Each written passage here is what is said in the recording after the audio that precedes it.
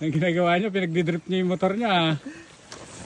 Nakabakod na po pala itong ano, pasensya na po. Hindi na po kasi kami makakyat pabalik kasi mahirap next time po hindi na po kami dadaan dito.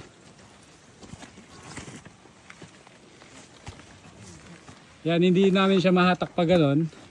Mahirap din pababa kasi lumalaban yung alambre. So mas safe na lang ganyan. Mabilis lang din naman. Trail pa more.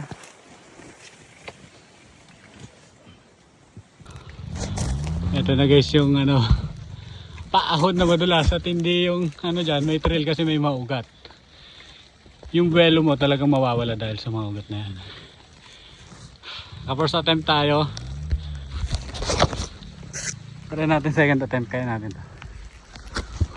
Nandun pa, bumabakbak pa yung mga kasama natin sa likod. Yun guys, 30 minutes na ata umakit dito. Hindi, madulas talaga itong motor ko oh. Tapos ano pa, pumapalya pa kasi madulas. Konting hila lang sana kaya na doon, kaso wala, nahuli yung mga kasama ko. Hinihintay ko.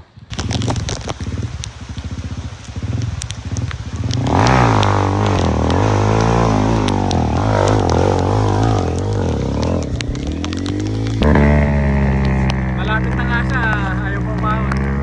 Basta ko lang no?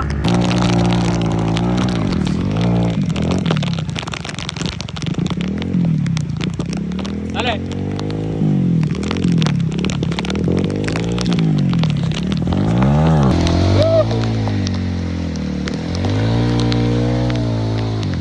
Guys oh, ilog na.